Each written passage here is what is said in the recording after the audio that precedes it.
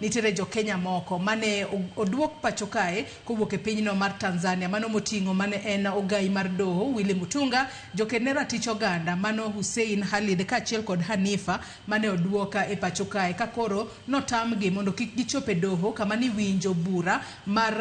jatend kweth maketo piny owacho tesre e pinyno mar Tanzania Tundu Lisu mano mak dwe mokalo kitude kod ketho mano mar ndhogo pinyno. Mana penjo kapok ne wadhi e yueyo, nyalo bedo ni ji adek jotelo kata jok mano sebedo jotelo pacho kae adek dhi e pinyno mar Tanzania mano moting'o Martha Karua, Willy Mutunga kaachiel kod David Maraga temo mar mondo mi giwuoge pacho kae gidhi giwinj bura mano mar Tundu Lisu e pinyno mar Tanzania nyiso picha mane nitiere kaka ne gidwa influence kaka ing'ado bura makamano kose ne gidhi miyo biasness moro bede iye kanyo kalure ni adiera wang'eyo kuma piny Kenya okang' mane gimako kata kuma ne gimako e pacho kae to koro ne gidwa dhi winjo bura makamano kata kamano nonyon ne gi break nok ginyalo chopo kanya mak mana ni Maraga kende emano chopo Kachola kik wawuondre kiseneno two former chief justices and magi jok man gi lony mararieya ok ne gin former chief justice nikech ne gin Jokenya no magi jok man gi impeccable reputation in law and they're seasoned, all of them are seasoned lawyers and they have been teachers of law magi jok mosebedo ka puonjo nyaka jo mbalariany e weche mag chike. Ka Marago bet ka, Willy Mutungo bet ka, Martha Karua bet ka, ging'iyo kaka idwa ng'ad bura. In kata in judge mar Tanzania, ing'e ni you are intimidated. The presence mar ji adek go can be very intimidating. Mano gima kik wawuondre. Samoro onge gima gibro wacho, onge duol ma gibogole wachno, lakini bedo gi kanyo no ini won kaka judge seche moko dipo kata kibedo tempted mar penjo gi through back door ni gini unene nade nikech magi are seasoned judges, seasoned lawyers ma kuma gibede ka giwinjo gini dipo nono ka giwuok kanyo to the international community nikech ni neno ka nye Marago wuok e kote ni the international media nyo chopo kuma nyentie gipenje pache tingen gima Marago wacho kadi pono golo an opinion about the court Tanzania opinion will be rated so highly globally the international community opinion no winjo be influence judgment kose opinion no dipo no ko influence judgment omiyo seche moko wanyaneno ni Samia Suluhu no otimo timoro mok ni kare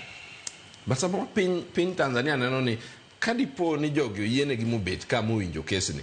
dipo nono ka paro magi dhi golo samoro kapok ong'ad kesni o influence case but ing'eyo mana kaka joma ng'eny osekowacho and apani nitiere gik moko ma sama in jatelo mar piny ok onego bed ni wuok e dhogi. Nawinjo ka PS mar Foreign Affairs otiyo gi tam moro ni kuma wantie democracy maro kuma ntie gi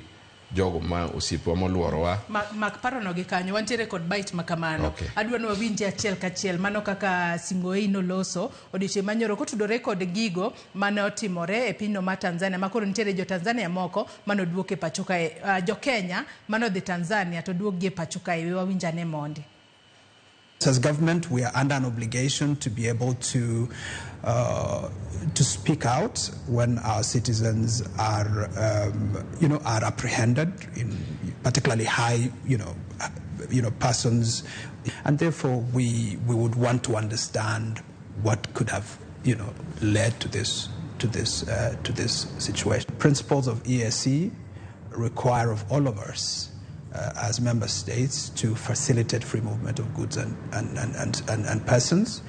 but circumstances exist under which states may choose to decline entrance to their countries. Vis-a-vis our neighbors, I think we are way ahead in the liberalization journey, but we must allow our neighbors to also evolve. We cannot impose our, and project the way we run our democratic order on our neighbors. We've got to be careful. Kachola, podantie kuru. Koni king'iyo Kenya gi our neighbors, one way ahead in our liberalization. Apani ing'eyo statement no inyalo kawe differently e pinje mag East Africa. Chalo ng'ama look down upon them chawa. Yes, one democracy marwa ni okinene ka democracy maru no emineno ka democracy. Kora pan statement no to but otemo lose gi the following statement ni okwanya kao democracy marwa wa impose